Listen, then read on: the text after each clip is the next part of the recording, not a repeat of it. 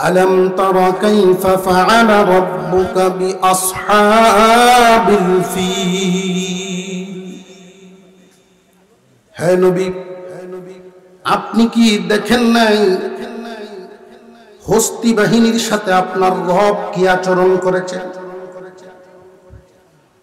পৃথিবীর ইতিহাস অনেক বড় বড় শক্তিকে মহান আল্লাহ পাক ছোট থেকে ছোট আদনা থেকে আদনা বস্তুর মাধ্যমে পরাজিত করেছে। মহান আল্লাহ ছেড়ে দেন না, মাঝে মাঝে ছাড় দেন কিন্তু ছেড়ে দেন না, সুযোগ দেন। সুযোগ পায়া কেউ যদি ধরাকে সরা করতে চায় মহান আল্লাহ এদের সাথে মাটির সাথে মিশায়া দেন। এই সূরা নাজিল করার উদ্দেশ্য হলো, এর বিষয়বস্তু হলো, আল্লাহ যদি সহায় হন দুর্বলেরও বিজয় হয়। এখানে আমরা সব ধরনের মানুষ আছি। কেউ এটাকে, আমার এই কথাগুলোকে কেউ কোনো একটা পক্ষে নেবেন না। কোরআন হাদিসের কথা, সহি সোজা রাস্তার কথা। আমরা শুধু এখান থেকে শিক্ষা হাসিল করি। কেউ যদি তার সীমা লঙ্ঘন করে আল্লাহ তখন কোনো না কোনো উসিলায় তারে থামায়া দেন। সীমা লঙ্ঘনকারীকে থামায়া দেন কে? বিগত বছরের পর বছর যাচ্ছে, বছরের পর বছর যাচ্ছে, কত ধরনের প্রতিকূলতার পরেও তারা চলতেই ছিল। এই যে বর্তমান সময়ে ছাত্র সমাজ, বৈষম্য বিরোধী ছাত্র আন্দোলন, পৃথিবীর কোন শক্তি না, এটা মনে রাখবেন। যে যাই বলো, কেউ বলে আমেরিকার সাহায্য, কেউ বলে অমুক দলের সাহায্য, এটা কারোর কোনো ক্রেডিট নয়, কারোর কোনো শক্তি নয়। একমাত্র এই ছাত্রদের উসিলায় আল্লাহর গজবে ধ্বংস হয়েছে। উসিলা মাত্র ছাত্র, আর কিচ্ছু না। এখানে অনেকে অনেক ক্রেডিট নিতে চাইবে যে আমাদের সাহায্য ছিল, আমাদের ভূমিকা ছিল। কারোর না, ছাত্রদের উসিলায় আল্লাহ পাক এদেরকে নেস্তানাবুদ করেছে। এবং জেনে রাখবেন, আপনার কর্ম যেমন ফলটাও হয় তেমন। সোশ্যাল মিডিয়ায় দেখতেছেন অনেকের আপত্তি আসতেছে। গত কিছুদিন আগে একজনকে একদম কাপড় চোপড় খুলে মান ইজ্জত সহ তারে প্রহার তো করা হয়েছে, কাপড় চোপড় পর্যন্ত নাই, শুধু একটা শর্ট প্যান্ট। এত নির্লজ্জ বেহায়াপনা অবস্থায় পৌঁছায় গেছে। অনেকেই আফসোস করতেছে, এইভাবে না হইলেও হইত। আপনারা ইতিহাস জানেন না, এই লোকটা একজন ইমামকে, মসজিদের একজন ইমামকে তার কাপড় খুলে কান ধরে উঠবস করিয়েছিল। সেই দিনটা বেশি দূরে নয়, বেশি দিন পিছনে। শুধু মাদকের বিরুদ্ধে বক্তব্য দিয়েছিলেন ইমাম সাহেব, আর সে মাদকের ব্যবসা করত। এটা তার উপরে পড়ে গেছে, এই সাজা ইমামকে দিয়েছে। আল্লাহর পক্ষ থেকে গজব নেমে আসছে এমন ভাবে, সারা দেশবাসীর সামনে তার ইজ্জত নিলাম হয়ে গেল। বিচারক আছেন না নাই?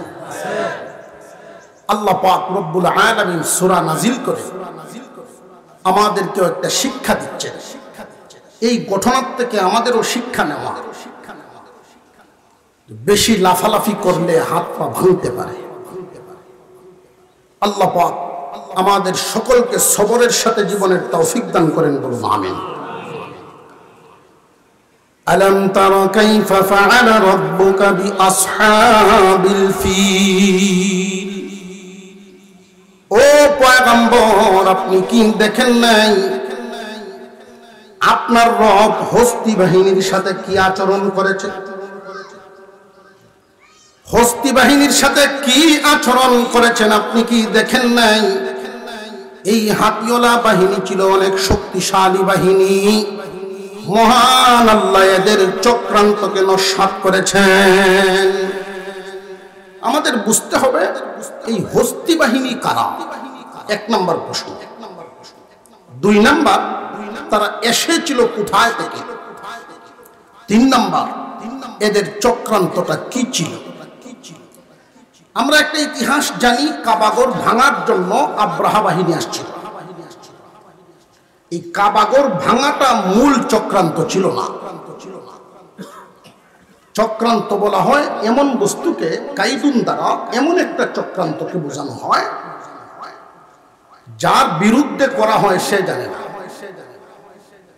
কাবাগর যে ভাঙবে এটা কি প্রকাশ্য ঘোষণা না? তাহলে এটা চক্রান্ত না, এর পিছনে কিছু একটা ছিল। সেটা কি ছিল? এক নম্বর প্রশ্ন, হস্তি বাহিনী কারা? দুই নম্বর প্রশ্ন, তারা এসেছিল কোথায় থেকে? তিন নম্বর প্রশ্ন হলো এদের চক্রান্তটা কি ছিল? ইয়ামেন নামক একটা দেশ, এই ইয়ামেনে এক সময় মূর্তি পূজারীরা বসবাস করত, তাদের রাজত্ব চলত। এদের সর্বশেষ কওমে আমালেকার সর্বশেষ বাদশার নাম ছিল ইউসুফ জুনওয়াস। এই ইউসুফ জুনওয়াস নিজেকে খোদা দাবি করত। আর তখনকার সময়টা ছিল ঈসা আলাইহিস সালামের ধর্ম, ঈসা নবীর ধর্ম চলত তখন দুনিয়াতে। আপনার আমার পয়গম্বর পৃথিবীতে তখনও আসেননি। আর এই হস্তি বাহিনীর ঘটনাটা সংগঠিত হয়েছে নবীজি দুনিয়াতে আসা মাত্র 49 দিন আগে। কয়দিন আগে? 49 দিন আগে। একজন মানুষ পৃথিবীতে জন্ম নেওয়ার 49 দিন আগে মার গর্ভে কি অবস্থায় থাকেন মোটামুটি সকলেরই একটা আন্দাজ আছে। পরিপূর্ণ বডি হয়ে যায়, পরিপূর্ণ কমপ্লিট একটা মানুষ হিসেবে মার গর্ভে এসে যায়। এই হস্তি বাহিনী, আব্রাহা বাহিনী কিভাবে গঠিত হয়? ইয়ামেন যখন কুফুর শিরিকে ভর্তি হয়ে গেল, কেউ যদি ঈসা নবীর ধর্ম পালন করত তাকে শাস্তি দেওয়া হয়। ইউসুফ জুনওয়াস বলতো আমি খুদা, নিজেকে খুদা দাবি করত। এইভাবে ঈসা নবীর অনুসারীদের উপরে যখন নির্যাতন চালানো হলো, ওইটা লম্বা একটা ইতিহাস, সেদিকে যাব না। দুইজন নির্যাতিত ব্যক্তি পাশের দেশ হাবশায় গিয়ে আশ্রয় নিল। হাবশার বাদশার কাছে গিয়ে বলল যে আমরা যারা ঈসা নবীর অনুসারী, আমাদের উপরে বিভিন্নভাবে নির্যাতন করা হচ্ছে, আগুনে পুড়িয়ে মারা হচ্ছে, বিভিন্নভাবে আমাদেরকে দুনিয়ার থেকে বিদায় করা হচ্ছে, আপনি এর একটা ব্যবস্থা গ্রহণ করুন। হাবশার বাদশা নাজ্জাশী উনি আর্মিদেরকে ডাকলেন, অফিসারদেরকে নিয়ে বসলেন। তিনি ঘোষণা দিলেন, এমন কি কেউ আছো যে ইয়ামেনে তখনকার সময়ের মুসলমানদের পক্ষে জিহাদ করবে? দুইজন মেজর দাঁড়ালেন। একজনের নাম ছিল আরবাত, আরেকজনের নাম ছিল আব্রাহা। দুজন মেজর। এই দুইজন মেজরের আন্ডারে 5000 সৈনিক দিয়ে নাজ্জাশী বাদশা ইয়ামেনের উদ্দেশ্যে পাঠালেন জিহাদ করার জন্য। তারা যে জিহাদে গেলেন, আব্রাহা কি কাফের ছিল না তখন মুসলমান? আপনারা কথাটা বুঝতে পারেন না। ঈসা নবীর ধর্মের অনুসারী যারা, তাদের জানমাল রক্ষার্থে জিহাদের উদ্দেশ্যে রওনা দিলেন দুইজন মেজর সেনাপতি। একজনের নাম আব্রাহা, একজনের নাম আরবাত। তারা কি খারাপ না ভালো? তারা জিহাদ করতে যাচ্ছেন, তখন ঈসা নবীর অনুসারী তারাও ছিলেন, তারাও মুসলমান। এই মুসলমান দুইজন সেনাপতি 5000 সৈনিক নিয়ে মাত্র 2 সপ্তাহ যুদ্ধ করে পুরা ইয়ামেন দখল করে ফেলেছেন। কাফের শক্তি, মুশরিক শক্তি একদম ধ্বংস হয়ে ওই ইয়ামেনের তখনকার যেই সম্রাট ছিল মুসলমানদেরকে নির্যাতন করত। এক বর্ণনায় তাকে ফাঁসি দেওয়া হয়, আরেক বর্ণনায় বিশাল পাহাড় থেকে তাকে ধাক্কা দিয়ে মৃত্যুদণ্ড দেওয়া হয়। দেশটা এখন মুসলমানদের হাতে। ইয়ামেন দেশে স্বাধীনতা এনে দুইজন মেজর সেনাপতি, একজনের নাম আরবাত, একজন ছিলেন আব্রাহা। এখন এই দুইজনের মধ্যে ধাক্কাধাক্কি, ঠেলাঠেলি শুরু হইল, কে হবে সম্রাট। কে থাকবে প্রধান সেনাপতি। জেনে রাখবেন, অভাব মানুষের দূর হয়। দরিদ্র মানুষ, অভাবী মানুষ, দিন পরিবর্তনের মাধ্যমে মানুষের অভাব দূর হতে পারে, কিন্তু কোনো মানুষ যদি লোভী হয়, এই মানুষের অভাব কখনো দূর হয় না। লোভে মানুষ অন্ধ, লোভে অন্ধ। মুসলমান ইমানদার ভাইরা আমার, দুইজনের মধ্যে লোভ ঢুকে গেল, লোভে এদেরকে ধ্বংস পর্যন্ত করে দিল। দুইজনের মধ্যে ক্ষমতার চেয়ার নিয়ে যখন যুদ্ধ বেঁধে গেল নিজেদের ভিতরে, আর বাদ দুনিয়ার থেকে বিদায় হয়, আব্রাহা বিজয়ী হয়। ইয়েমেনের সম্রাটের চেয়ারের মধ্যে বসলো এখন আব্রাহা। ছিল একজন মেজর, এখন হয়ে গেল সম্রাট। শরীরের মধ্যে কিছু তেল আইছে নি নাইছে না? মানুষের চরিত্র, লোভী মানুষ যদি চরিত্র বদলায় যায়, তখন মানুষকে আর মানুষ মনে করে না। মাঝখানে একটা কথা বলে দিল, অসুবিধা হইতেছে? ফিন্দনের কাপড় শুকায় না এক লোকে, সারা দিন ওই হাওরের মাঝখানে কাজ করে, দুপুরের বাটটা কোন রকম সাথে লইয়া যায়, কোনদিন বাড়ির থেকে পাঠায়। পাগারের ফারো বইয়া ভাত খায় আর কয়, আল্লাহ আমার দিকে একটু সাউনি করো, একটু সাউনি করে 5টা ওয়াক্ত নামাজ তোমার গরগে হত্যা। আল্লাহ তার মনের চাওয়াটা পূরণ করছেন। তার একটা ছেলে একজন আত্মীয়র মাধ্যমে বিদেশে গেছে।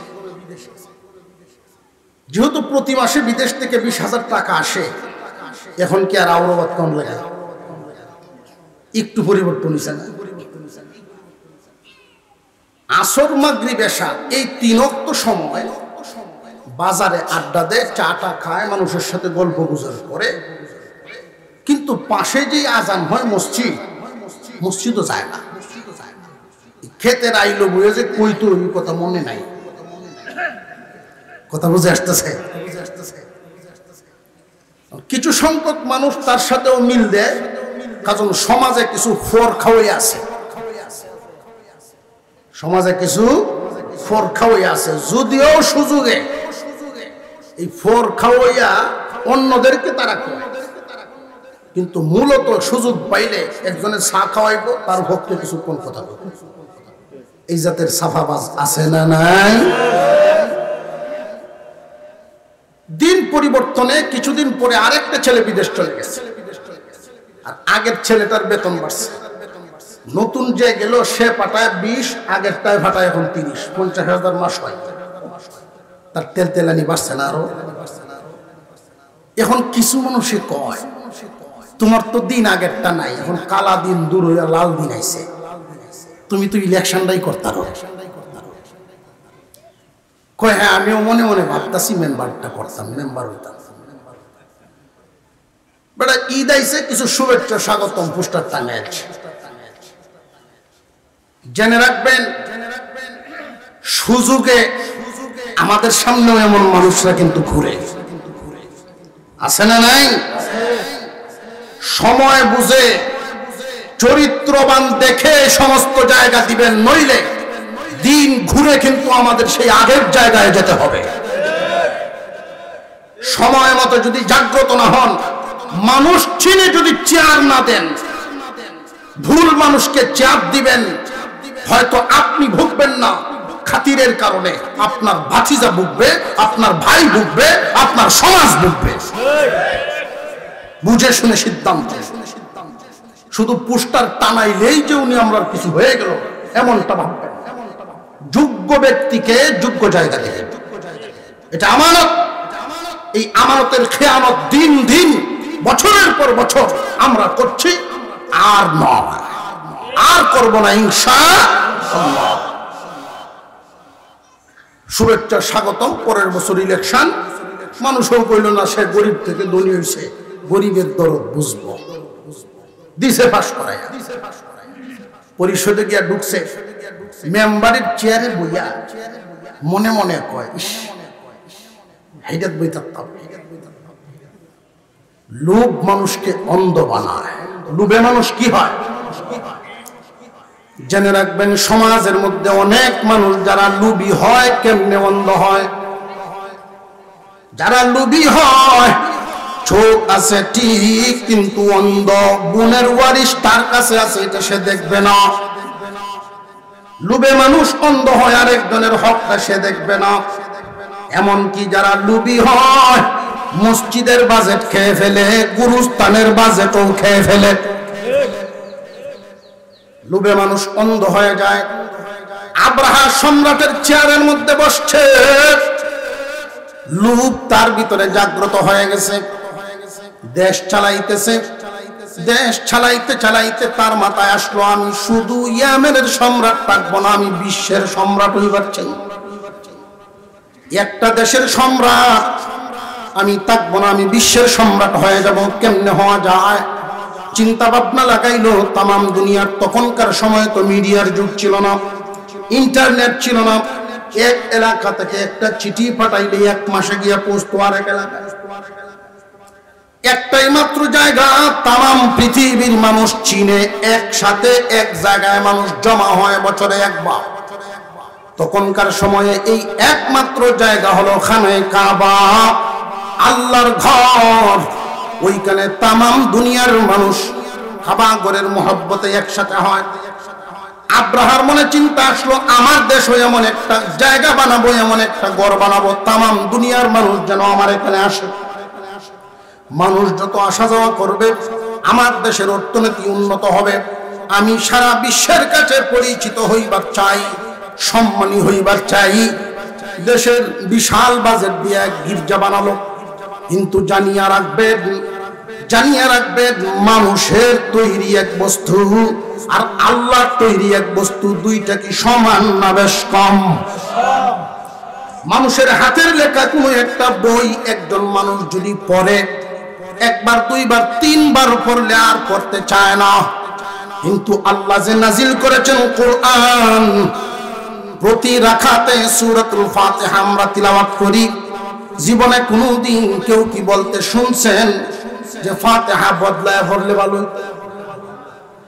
আল্লাহর কালাম একজন মানুষ জীবনে যত পড়বে তার শুধু পড়ার আকাঙ্ক্ষা বাড়তেই থাকবে, বাড়তেই থাকবে।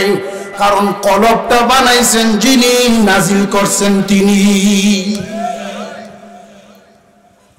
যারা খানায় কাবা দেখছেন, মক্কা নগরী সফর করছেন, কাবাগর, অনেক মানুষ এমন আছেন 10 বার, 15 বার, 20 বার গেছে। যতই যান যাওয়ার আকাঙ্ক্ষা মিঠে না, মন চায় বারবার যাইতে। আছে না নাই? এই গির্জা যখন প্রথম বানানো হয় তামাম পৃথিবীর বিভিন্ন দেশ থেকে মানুষ যায় দেখার জন্য। কিন্তু পরের বছর আর ইয়েমেন দেশে কেউ যায় না। আব্রাহার মনে চিন্তা আসলো, টাকাও আমার লস হইল বিশাল গির্জা বানাইতে, মনের আশাও পূর্ণ হইল না, মনের আশা আমার পূরণ হইতে হবে। মক্কা নগরীতে এই কাবাগরটা আমি আর রাখবই না। কাবাগর যদি আমি হামলা করে ভাঙতে পারি, তামাম পৃথিবীর কোনায় কোনায় মানুষের কাছে খবর পৌঁছে যাবে। কেমন সম্রাট, যে ব্যক্তি কাবার গড় ভাঙতে পারে সে বড় নিষ্ঠুর। তামাম দুনিয়ার রাজা বাদশারা আমাকে ভয় পাইবে। মানুষের অন্তরে একটা ভয় ঢুকিয়ে দেওয়া হলো তার মূল লক্ষ্য, মূল উদ্দেশ্য। বর্তমান সময়ে আমাদের এই স্বাধীন দেশেও কিছু কিছু জায়গা অতিক্রম করলে ট্যাক্স খাজনা দিতে হয়, এমন জায়গা আছে না? এখন তো ময়মনসিংহেরটা দূর হইছে, ছোটখাটো যত 20 টাকা, 30 টাকা, 50 টাকা দিয়ে ভাড়া নিলে এগুলো ভাঙ্গিয়া। আমি গতকালকে জুমায় যখন যাই, ত্রিশাল দিয়া যায়, ওই বালিপাড়া ব্রিজের কাছে গিয়ে আগের অভ্যাসের মতো পকেটও হাত দিছে যে বৃষ্টি হতে দেও না। তো ড্রাইভার আমার মনে করে দিছে, হুজুর আগের দিন তো নাই, এটা ভেঙে গেছে। ওহো আচ্ছা আচ্ছা, তাহলে তো সরকার এখানে আর নিত না। এই জায়গাগুলো মূলত কিছু সংখ্যক মানুষ সিন্ডিকেট করে নিজেদের স্বার্থে ব্যবহার করে, জনগণের রক্ত চুষে তারা ব্যবহার করে। এটা একটা ডর, কেউ প্রতিবাদ করতো না। জানতো কিন্তু কেউ বলতো না, প্রতিবাদ করতো না। কেন? অন্তরের ডর। ডর শব্দটা বের করে ফেলবেন, ভয় শব্দটা বের করে ফেলবেন। অন্যায়ের বিরুদ্ধে যদি আপনি কথা বলেন, অন্যায়ের বিরুদ্ধে যদি আপনি লড়েন, এতে যদি জেল কাটতে হয় এটা আপনার ইবাদত, এতে যদি আপনার জীবন দিতে হয় আপনি শাহাদাত। ভয়ের কিছু নেই। ভয় শব্দটা অন্তর থেকে বের করে ফেলেন। অন্যায়কারীরা লেজ গুটিয়ে পালাইতে বাধ্য হবে, সজাগ থাকতে হবে। তখনকার বিশ্বেও আরবের, দক্ষিণ আরবের কিছু রাস্তা ছিল, যারা সিরিয়া থেকে ব্যবসা বাণিজ্য করত, তারা ব্যবসায়ী কাফেলা নিয়ে আসা যাওয়া করতেন। সেই রাস্তাগুলো ট্যাক্স দিতে হতো। আব্রাহা ট্যাক্স বসায়া দিল, বিভিন্ন জায়গা থেকে ট্যাক্স নেওয়া শুরু করলো। তার লোভ আসলো যে এইভাবে যদি আমি তামাম পৃথিবী শাসন করতে পারি, আমার কি পরিমাণ না সম্পদ হবে।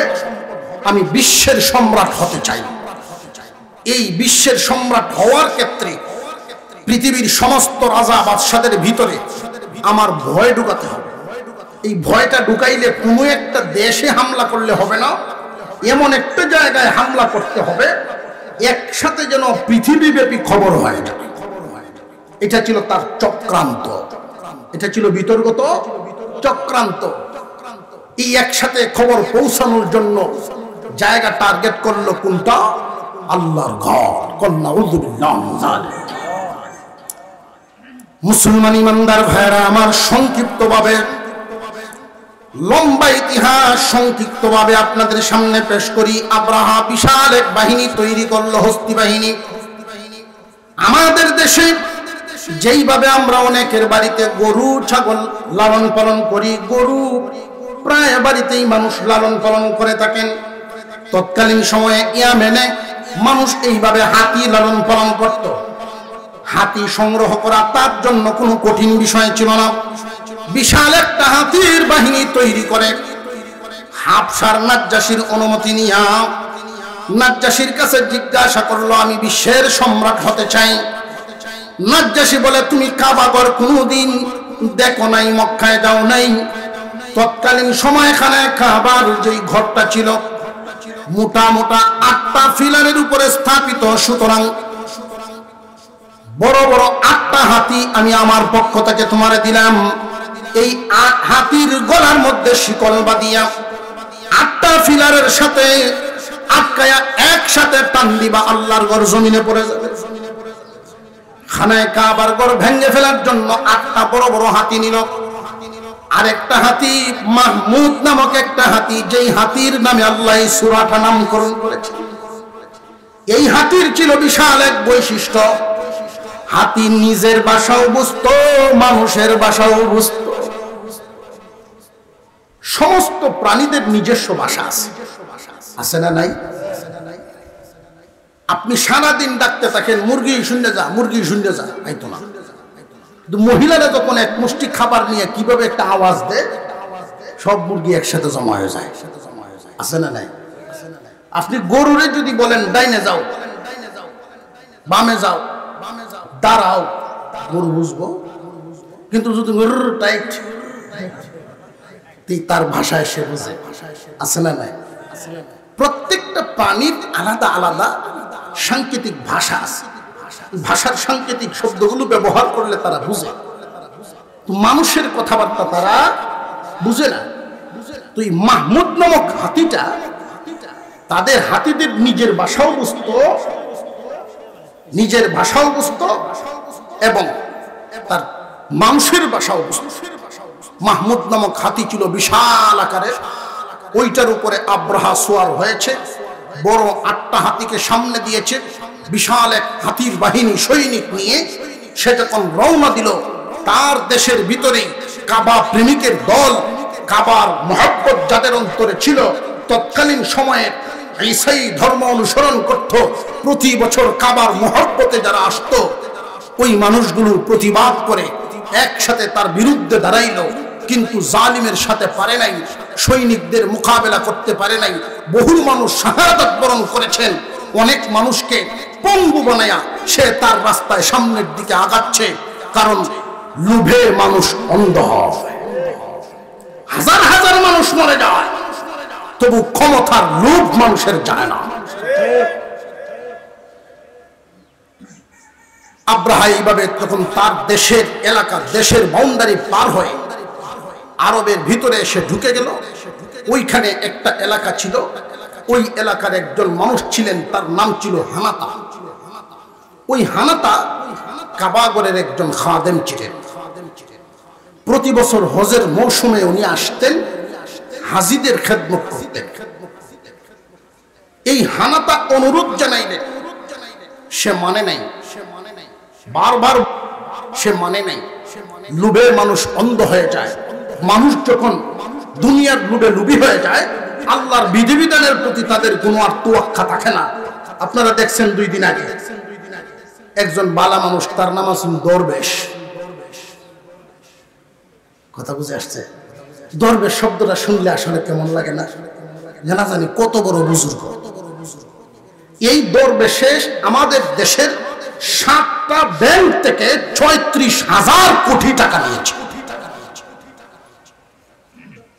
কয় হাজার কোটি? এই 7টা ব্যাংক থেকে 36,000 কোটি টাকা সে নিয়েছে। এর নাম দরবেশ। আসলে কি দরবেশ না দরে বেশ? এমন বেশ ধরছে, তার দাড়ি আমার চেয়ে সরস, তার পোশাক আশাক বুজুর্গ বুজুর্গ বাপ। যখন হামলাটা শুরু হয়েছে এমন একটা শেভ করা করছে, এটা তো সবার সামনে পরিষ্কার। এক চুরকে ধরা হয়েছে, আর্মিরা যখন ধরছে তখন সেই চুরেই কয়ে, শুধু আমারে দেখতেছেন, এখানে যে সালমান বই রয়েছে দেখেন না। আর্মিরা কই ডেকেরা কইটাই সালমান দাড়ি কাটিয়েছে। যেই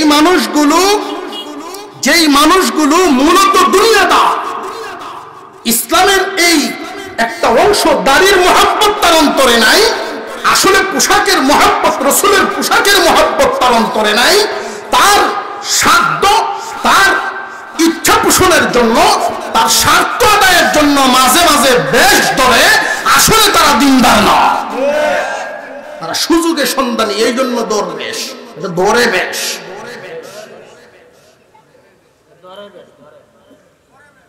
আল্লাহর কথা বুঝাইলো, আল্লাহর কথা স্মরণ করলো, এরপরেও সে কিন্তু রাস্তার থেকে থামে নাই, আল্লাহর ঘর ভাঙবেই। শেষ পর্যন্ত হানাতাকে রাহবর বানানো হলো। আব্রাহা ঘোষণা দিল, আমি রাস্তা চিনি না। হানাতা তো রাস্তা চিনে, প্রতি বছর আল্লাহর ঘর সফর করে। রে হানাতা, মক্কার দিকে তুই আমাদেরকে নিয়ে যাবি। মাহমুদ নামক হাতিটার লাগাম ধরে ধরে, হাতির সুর ধরে ধরে রাস্তা দিয়ে যায়, আর হানাতা কান্দে, আল্লাহর দরবারে দরখাস্ত করে, আল্লাহ, প্রতি বছর তোমার ঘরে আমি যাইতাম হাজিদের খেদমতের জন্য, কিন্তু আজকে এমন একটা দল নিয়ে রওনা দিছি, যেই দল তোমার ঘর ভাঙার জন্য যাইতেছে। ও প্রভু, আমি বাধ্য হয়েছি, এই জালিমদের সঙ্গ নিতে আমি বাধ্য হয়েছি, মেহেরবানি করে তুমি আমার উপরে গুসা করিও না। এইভাবে সামনের দিকে যায়, হঠাৎ করে হানাতার অন্তরে একটা কথা উদয় হয়ে গেছে। খানায়ে কাবা মক্কা নগরীর পাশের একটা অঞ্চল, তায়েফ নামক অঞ্চল। তায়েফের আর মক্কার যোগাযোগ, এলাকার যোগাযোগ এতটাই বেশি, তায়েফে সবজি হয়, মক্কার বাজারে বিক্রি হয়। তখনকার সময়ে তায়েফে যিনি প্রধান, তার নাম ছিল আবু রিগাল। খুব বিচক্ষণ মানুষ, খুবই চালাক মানুষ। হানাতার মনে মনে, এই আবু রিগালের সাথে যদি আব্রাহারে আমি সাক্ষাৎ করাইয়া দেই, হয়তো পাশাপাশি হওয়ার কারণে কাবা করে মুহাব্বত আবু রিগালের অন্তরে আছে, কোন রকম যদি তার কৌশলে বুঝায় বাজাইয়া আব্রাহাকে ফিরাইয়া দিতে পারে, আল্লাহর ঘর খানায় কাবা অক্ষত রয়ে গেল। বুদ্ধি করে রাস্তা ঘুরাইয়া এই ইয়ামেন বাহিনী আব্রাহা বাহিনীকে তায়েফ দিয়ে যখন নিয়ে যায়, সর্বপ্রথম আব্রাহা আবু রিগালের সাথে দেখা হয়, পরিচয় হয়। হানাতার মনে বড় আশা ছিল, আবরিগাল খানায় কাবার পক্ষে কথা বলবে, কিন্তু না, দেখা গেল হাত মিলাইছে। আবরিগালের বাসা হয়েছে আব্রাহা। আপনি যেই কাজের জন্য আসছেন আমি বাধা দিব না, আপনি আপনার কাজ করেন, প্রয়োজনে আমি সহযোগিতা করব, কিন্তু ভবিষ্যতে আমার পথটার দিকে আপনি একটু খেয়াল রাখেন। আমার পথ যদি ঠিক থাকে কাবাগর কিছু। হানাতা মনে মনে কয় ইতিহাস থেকে যা দেখেছি যুগে যুগে এমন কিছু মানুষ থাকে, পথ যদি ঠিক থাকে ইসলামের কিচ্ছু হইলো তার কোনো কষ্ট লাগে না, ইসলামের ক্ষতি হয়ে গেলে তার পথ যদি ঠিক থাকে তার কোনো কষ্ট লাগে না।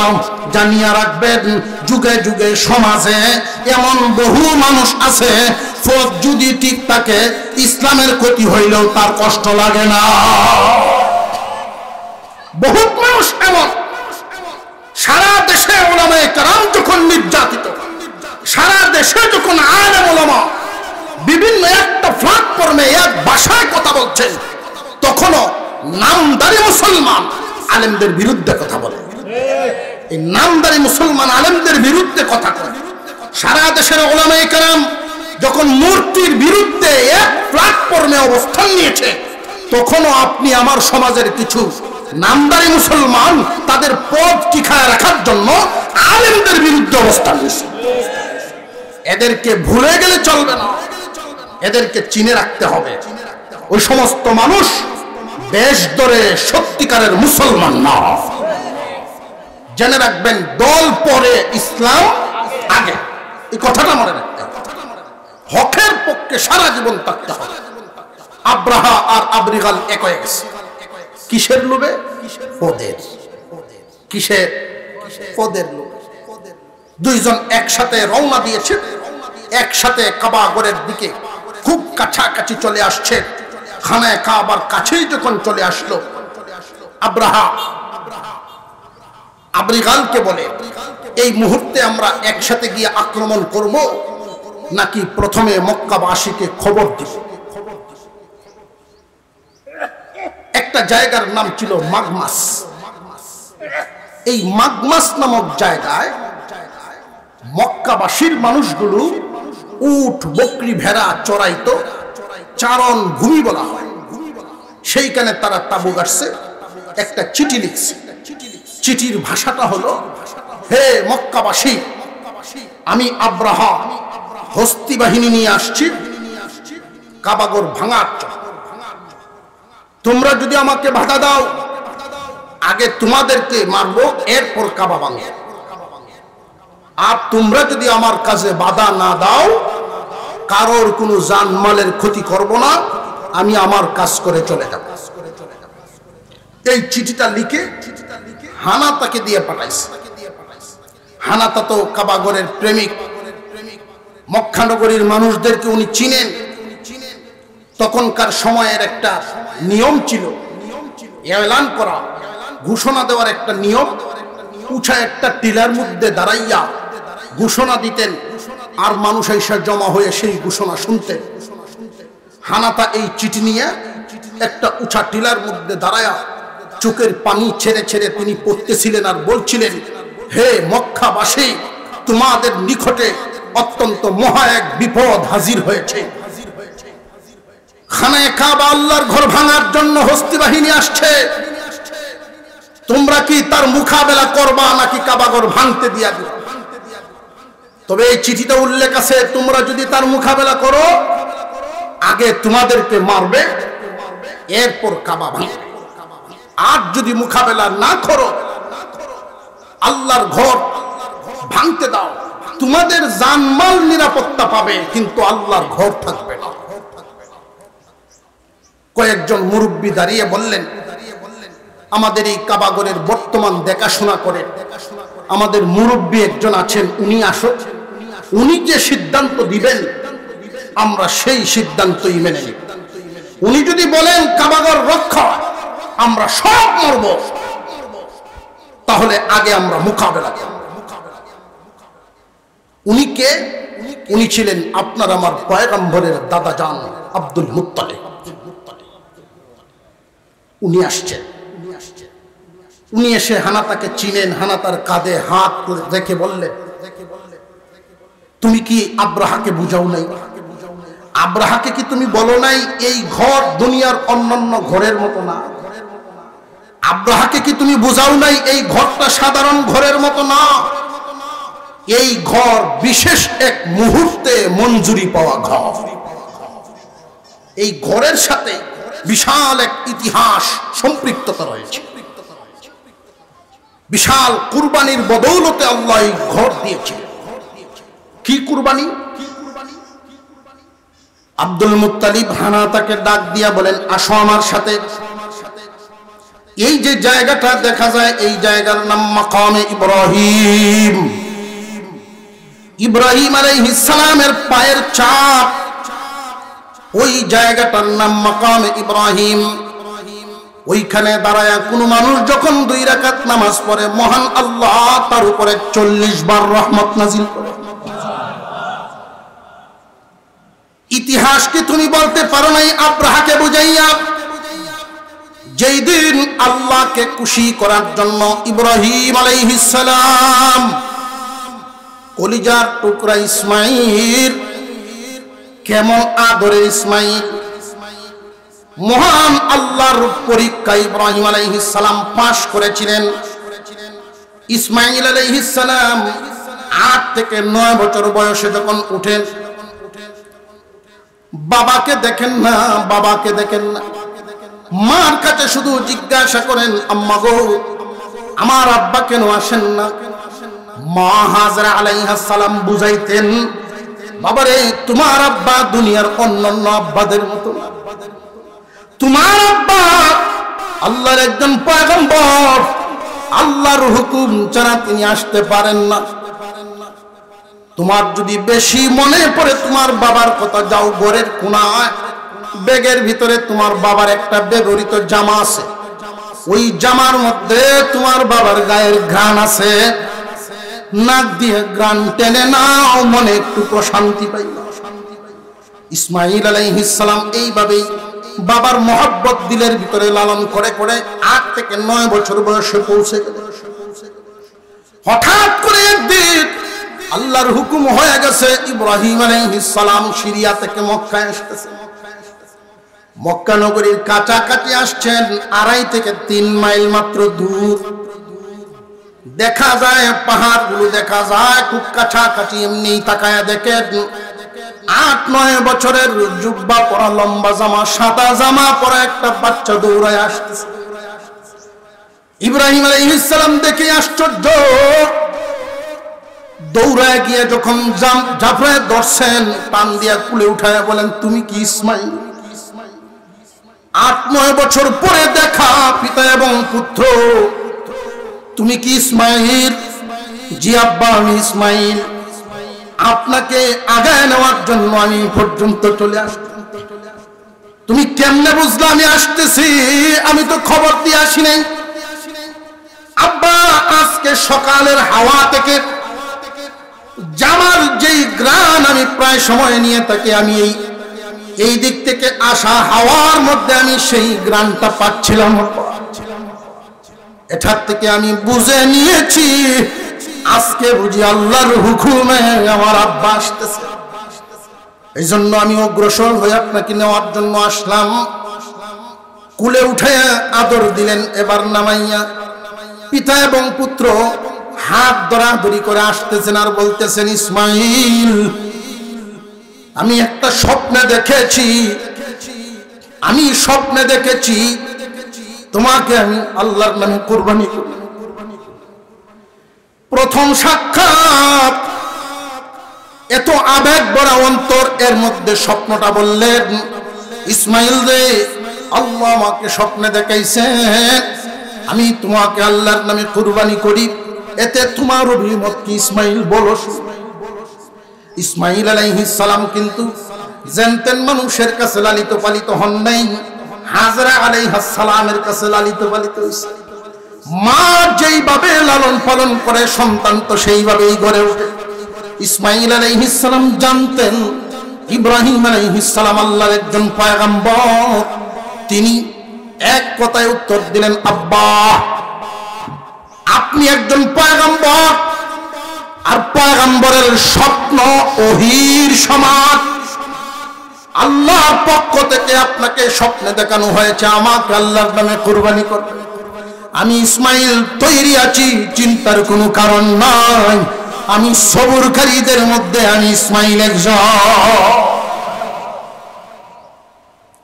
ইব্রাহিম আলাইহিস সালামের তখন বুঝে আসছে, এই ইসমাইলের জন্মের আগে জিবরাইল আলাইহিস সালাম একটা সংবাদ দিয়েছিল, ফাবাশশারনাহু বিগুলামিন হালিম। সহনশীল সুসন্তান, সহনশীল সন্তান হবে, সেই সংবাদটা ইব্রাহিম আলাইহিস সালামকে দিছিলেন ইসমাইলের জন্মের আগে। আজকে তার অর্থ বুঝে আসছে, আমার এই সন্তান কত সহনশীল, কত বড় হৃদয়ওয়ালা। পিতা এবং পুত্র আল্লাহকে খুশি করার জন্য কুরবানির কার্যক্রম তারা শুরু করলেন। এই ইতিহাস আপনারা অনেকবার শুনছেন। কুরবানি করে ফেলছেন, হাত থেকে ছুরিটা ছেড়ে দিছে, বিসমিল্লাহি আল্লাহু আকবার। ইব্রাহিম আলাইহিস সালাম ছুরিটা ছেড়ে দিছেন। গলায় লাগতে আর কতক্ষণ? তাম পৃথিবীর সমস্ত ফেরেশতারা চিৎকার দিয়ে বলে, আল্লাহ, বুঝে ফেলেছি, বুঝে ফেলেছি। এমন ইতিহাস, এমন দৃশ্য আপনি কেমনে আমাদেরকে দেখাইতেছেন? এই মানব জাতিকে আশরাফুল মাখলুকাত উপাধি দিয়েছেন। আজকে আমাদের বুঝে আসছে, আমরা কোনো গুনাহ করি না, এরপরেও তারা কেন শ্রেষ্ঠ। আমাদের বুঝে আসছে, তারা আপনার জন্য সন্তানকে কুরবানি দিতেও দ্বিধা করে না। আপনাকে খুশি করার জন্য তারা যা পারবে, আমরা ফেরেশতারা তা পারবো না। বুঝে ফেলেছি। তবে ইসমাইলকে আর কুরবানি করেন না। আল্লাহ পাক রব্বুল আলামিন ফেরেশতাদের চিৎকার শুনলেন। ফেরেশতাদের সাইয়্যিদ, ফেরেশতাদের সর্দার জিবরাইল আলাইহিস সালামকে হুকুম দিলেন, তুমি কোথায়? যে সিদরাতুল মুনতাহা যাও, ইসমাইলের গলায় ছুরিটা লাগবার আগে তুমি ফিরাও। জিবরাইল আলাইহিস সালাম বলেন, আমি মাত্র দুনিয়াতে আসা যাওয়ার জন্য 2টা পাকা ব্যবহার করতাম। এই দিন আল্লাহ আমাকে যতটা পাকা দিছেন, সিত্তুমি আতি জানাহিন, 6 নূরের পাকা একসাথে ছেড়ে টান দিলাম। লক্ষ্য করে দেখি, ইব্রাহিমের ছুরিও যায়, আমিও যাই, ছুরিও যায়, আমিও যাই। ইব্রাহিম আলাইহিস সালামের ছুরিটা ইসমাইলের গলায় লাগবার আগে আমি মিনা বাজারে পৌঁছে যাই। ফিরে পিতা পুত্র দুজন দাঁড়াইছে। আল্লাহ ডাক দিয়া বলেন, খলিল, আমি আল্লাহ খুশি, আমি খুশি হয়ে গেছি। আপনি এবং আপনার এই সন্তানের উপরে আমি আল্লাহ খুশি হয়ে গেছি। আপনি এই মুহূর্তে যা চাইবেন আমি তাই দিব। আপনি যা চাইবেন আমি তাই দিব। ইব্রাহিম আলাইহিস সালাম ইসমাইলকে নিয়ে দোয়া করলেন, আল্লাহ, আপনি যা দিবেন বলছেন, আমি যা চাইবো তাই দিবেন।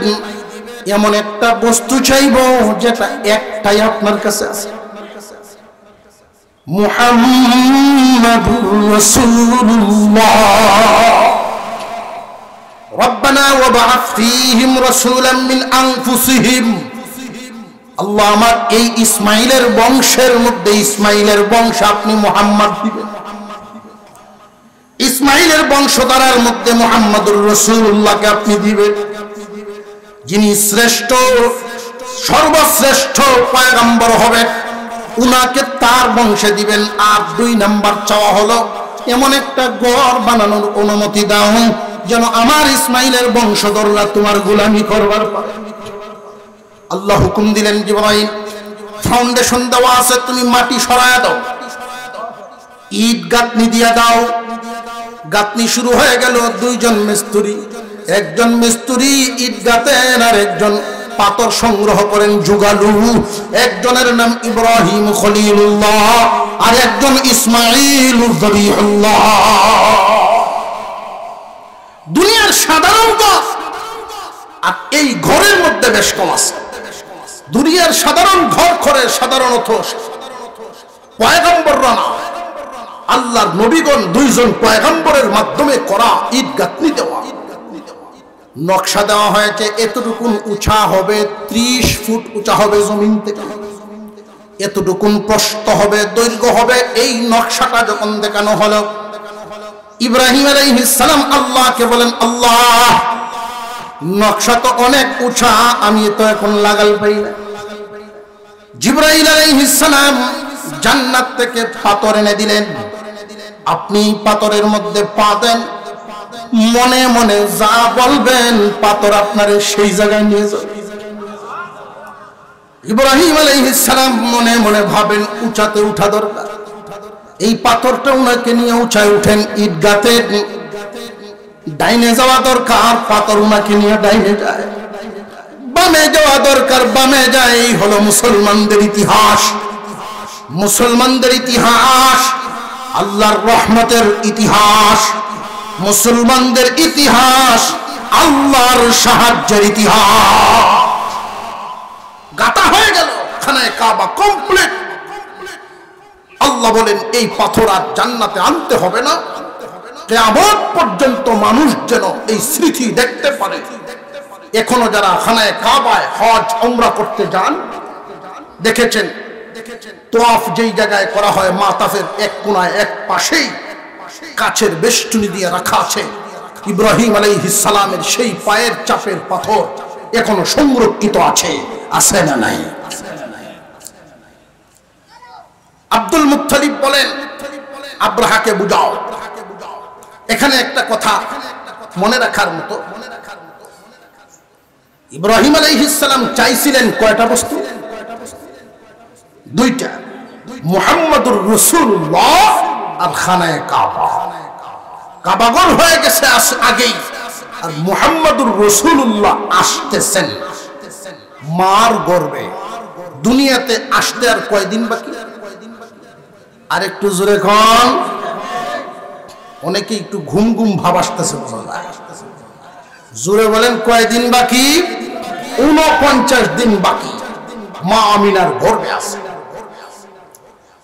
মা আমিনা মক্কায় অবস্থান করে। আপনার আমার পয়গম্বর, আমাদের নবী মার গর্ভে আসার পরেই এমন কিছু চিত্র, এমন কিছু দৃশ্য মক্কাবাসী দেখেছে, যেই দৃশ্য দেখার কারণে মা আমিনার প্রতি ভক্তি শ্রদ্ধা অনেক বেড়ে গেছে। কেমন?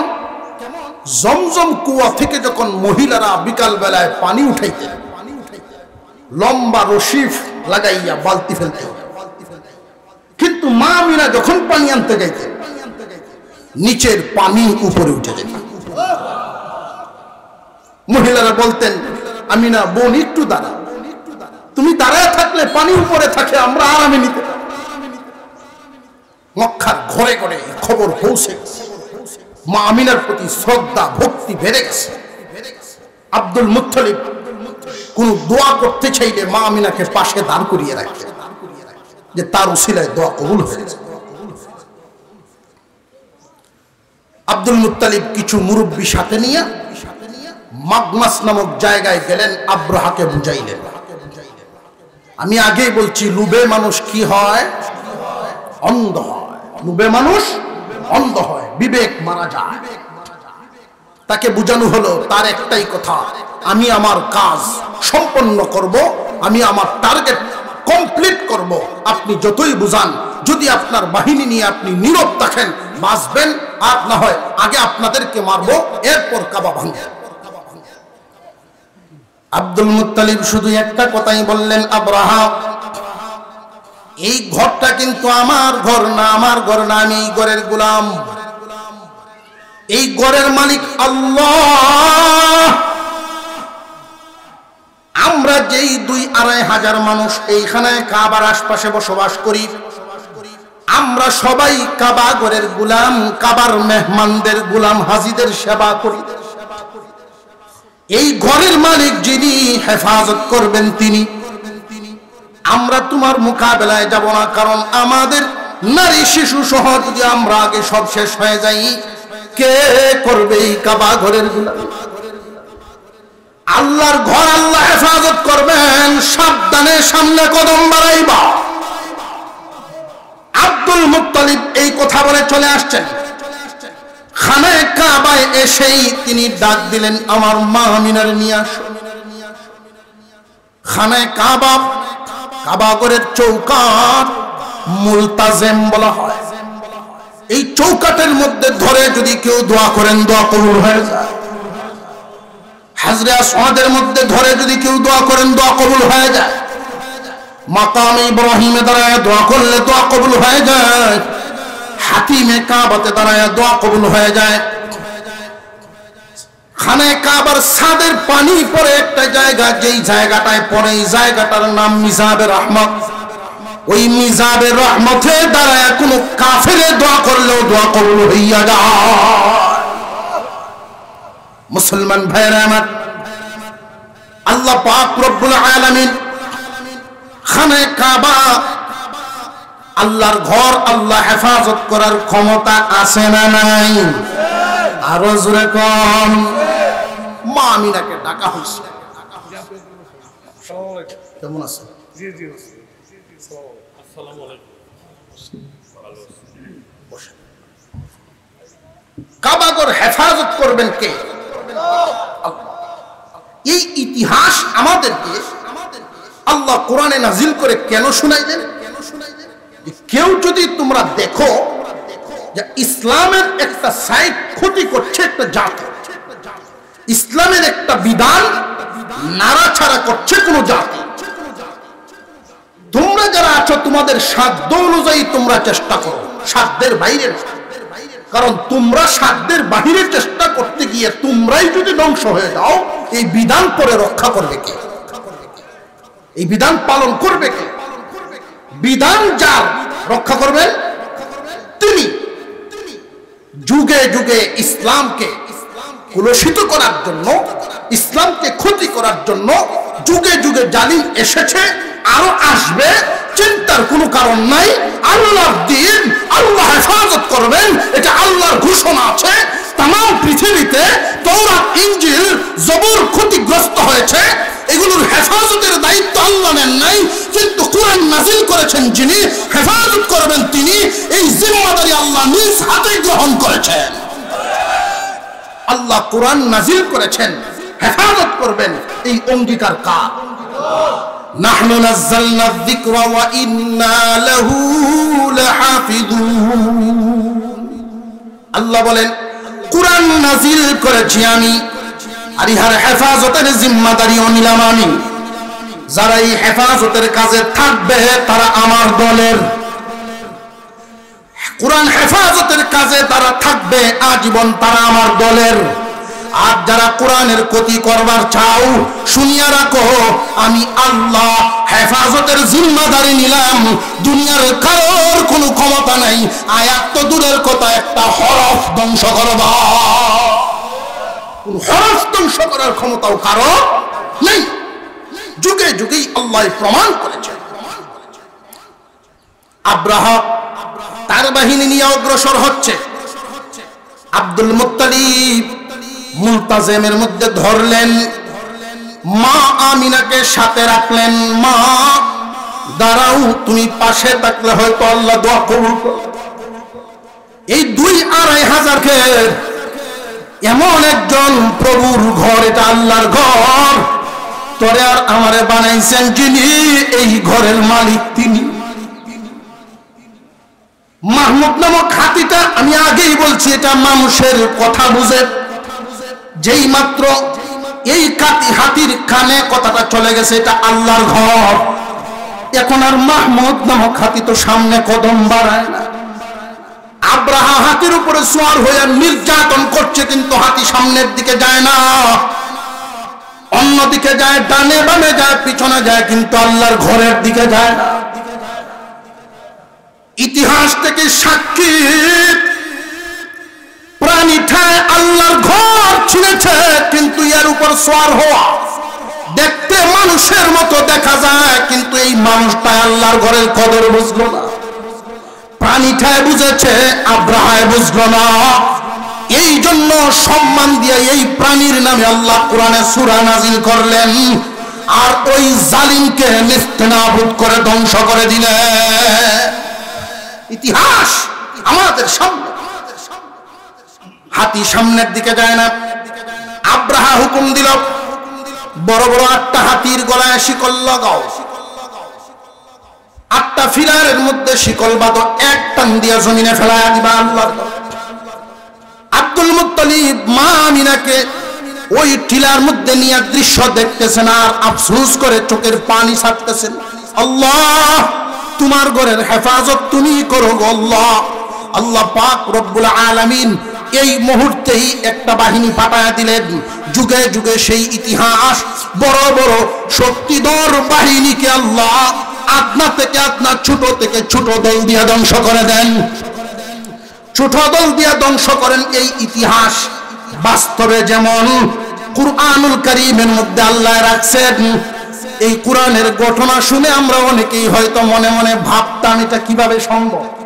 আল্লাহ ছাত্র সমাজ দিয়া দৃশ্য দেখায়া প্রমাণ করেন, আল্লাহ যদি চান তাহলে অসম্ভব কিছুই না। আল্লাহ যদি চান অসম্ভব কিছুই নেই। এই পৃথিবীর জমিন এটা বিশাল এক নজির হয়ে থাকবে, যুগ যুগ ধরে ইতিহাস হয়ে থাকবে। তোমার শক্তি যতই হোক, আল্লাহ যদি পতন চান একটা ছোট্ট দল দিয়ে তোমাকে ধ্বংস করে দিবে।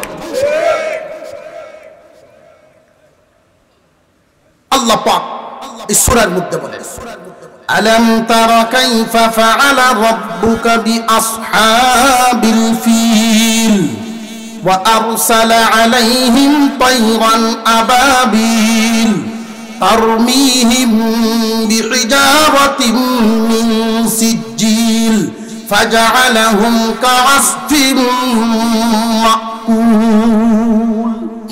আল্লাহ পাক বলেন, আলাম তারা কাইফা ফাআলা রাব্বুকা বিআসহাবিল ফিল আলাম ইয়াজআল কাইদাহুম ফি তাদলিল।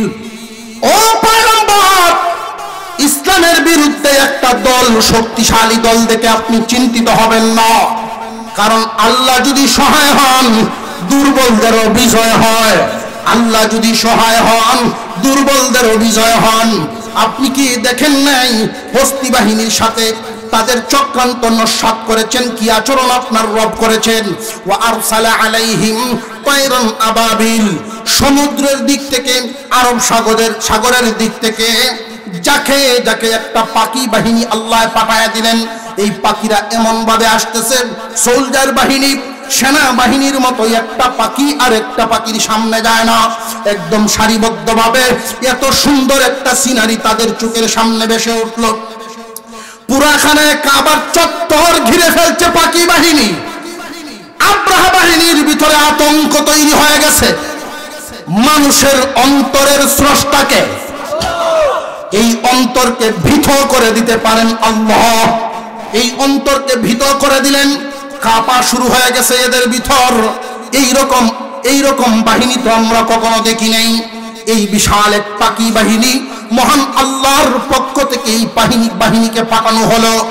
এক একটা পাখির 3টা করে পাথর, এই এক একটা পাখির কাছে 3টা পাথর, 2 পা দিয়ে আঁকড়িয়ে ধরে রেখেছিল 2টা, ঠোঁটের মধ্যে ছিল 1টা। এই 3টা পাথর এক একটা পাখির কাছে আছে। বিশাল কাবা চত্বর যখন ছেয়ে গেল, অন্ধকার, সূর্যের আলো জমিনে পড়ে না, এমন ভাবে পাখিগুলো যখন ছেয়ে গেছে, মানুষ আতঙ্কিত হয়ে এদিক ওদিক ছুটাছুটি শুরু করলো।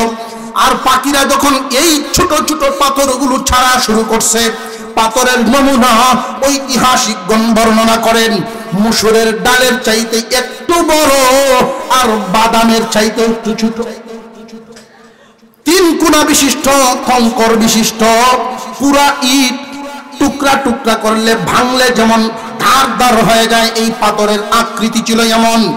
এই পাথরের মধ্যে আল্লাহ বিশাল শক্তি প্রয়োগ করেছেন, বিশাল শক্তি দান করেছেন। এই পাথরের অবস্থাটা কেমন ছিল, কেমন খেলা শুরু হয়ে গেল। ওই পাথরটা যেখানেই পড়ে, মানুষটার শরীরে যখন পড়ে, সাথে সাথে ভিতরে 2টা পাথর আর থেমে থাকে না। দ্রুত গতিতে দৌড় শুরু করত, রক হাড় নারী বুড়ি সব ছিদ্র করে কারোর পায়খানার রাস্তা দিয়া কারোর পায়ের তলা দিয়ে বাহির হয়ে যেত। এই পাথরটা আবার জালিমদের ভিতরে থাকতো না। হাতির উপরে পড়ে হাতি শেষ, ঘোড়ার উপরে পড়ে ঘোড়া শেষ, মানুষের উপরে পড়ছে মানুষ শেষ। আব্রাহা অক্ষত অবস্থায় আছে। আব্রাহা কিছু মাত্র আসর পাইছে, সেখানে মরে নাই। আব্রিগাল সাথে সাথে জায়গায় শেষ, বড় বড় জালিম বাহিনী সব শেষ হয়ে গেল সেখানে। আব্রাহাকে এই জায়গায় আল্লাহ মানেন নাই। আল্লাহ পাথরকে হুকুম দিছেন, ওর ভিতরে ডুববা না, বাহির দিয়ে শুধু একটু একটু ছিদ্র করে ছেড়ে দাও, কারণ 1 মিনিটের মধ্যে তার মৃত্যুটা হবে না। যার জুলুম যত বড় হয় তার সাজাটাও তত বড় হয়। 1 মিনিটের ভিতরে তার মৃত্যুটা হবে এমন না, তার মান ইজ্জত সম্মান গৌরব সবকিছু নস্যাৎ হবে। এই মুহূর্তে যদি সে মারা যায়, পৃথিবীবাসী তার চিত্র দেখতে পারবে না। আল্লাহর হিকমত ভিন্ন। আপনি আমার মনের যে অবস্থা, আমরা চাইতাম সর্বপ্রথম আগে তারে মারা, কিন্তু আল্লাহর হিকমত প্রথমেই তাকে মারা হবে না, প্রথম মারা হয়েছে গাদ্দার আব্রাহামকে। সে পদের লোভে অপশক্তি অন্যায় শক্তির সাথে হাত মিলিয়েছে, সে শেষ। আব্রাহা লেজ গুটিয়ে তার বাহিনী নিয়ে সেখান থেকে যখন ফেরত আসে, যে সমস্ত এলাকা অতিক্রম করেছিল, মানুষদেরকে মেরেছিল, কাঁদিয়েছিল, তারা যখন দেখলো লেজ গুঠানো শেয়ালের মতো তারা আসছে, আল্লাহর প্রতি কাবার প্রতি যেই আস্থা বিশ্বাস মানুষের ছিল কমেছে না আরো বেড়েছে? আল্লাহর ঘর হেফাজত করেছেন আল্লাহ, আল্লাহর ঘর হেফাজতকারী আল্লাহ, আল্লাহর প্রতি আস্থা বিশ্বাস আরো বেড়ে গেছে। আব্রাহা ফেরত গেল তার রাজমহলে, ইয়ামেনে গেল। 1 সপ্তাহের মধ্যে তার বডির হালত হয়েছে, যেই আসর পেয়েছিল পাথরের আঘাত, ওই সমস্ত জায়গাগুলোতে বিভিন্ন হাকিম কবিরাজরা বিভিন্ন উন্নত মানের ঔষধ ব্যবহার করে, কোনো ঔষধে কাজ হয় না, কারণ ঔষধের কাজ হয় কার কথায়? আরো জবান খুলে বলেন কার কথায়? আল্লাহ জালিমকে শাস্তি দিবেন। আক্রান্ত জায়গাগুলো গা হয়ে পুজ পড়া শুরু হয়েছে, পুজ পড়া শুরু হয়েছে, পুজের মধ্যে দুর্গন্ধ কিরা হয়ে যাচ্ছে।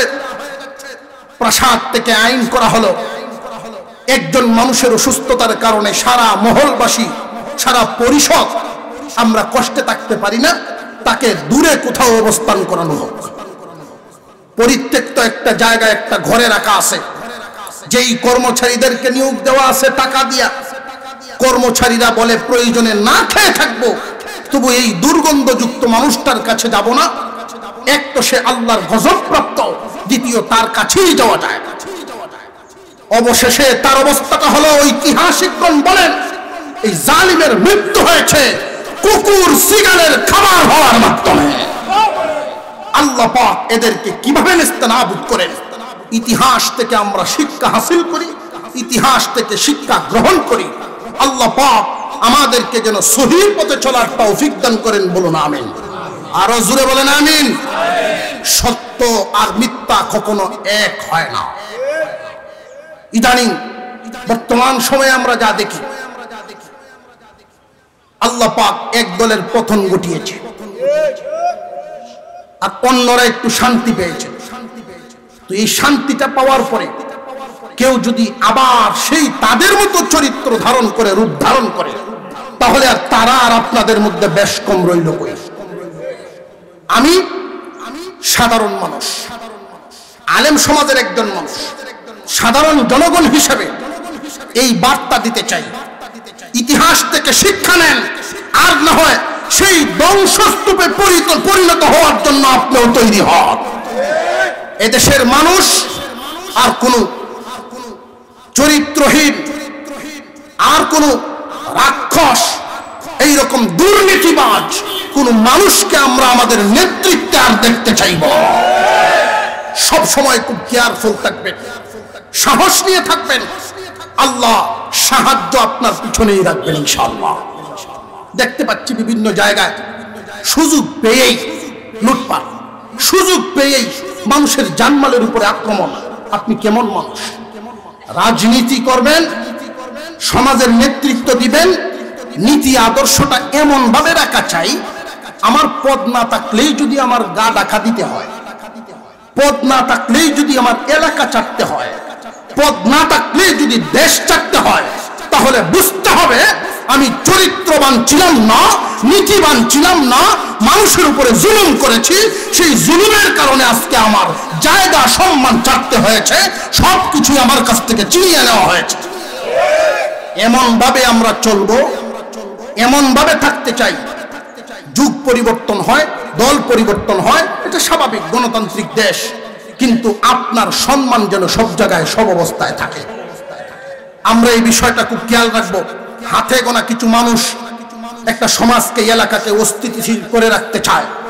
আমরা সংঘবদ্ধ হয়ে দলমত নির্বিশেষে এদের প্রতিরোধ করবে, এদের বিরুদ্ধে প্রতিরোধ করে তুলব ইনশাআল্লাহ। আল্লাহ যেন আমাদের সকলকে সহি পথে চলার তৌফিক দান করেন, বলুন আমিন। আর জোরে বলেন আমিন। আপনাদের পছন্দের মানুষ, আপনাদের পছন্দের মানুষ হাজির হয়ে গেছেন। আমারও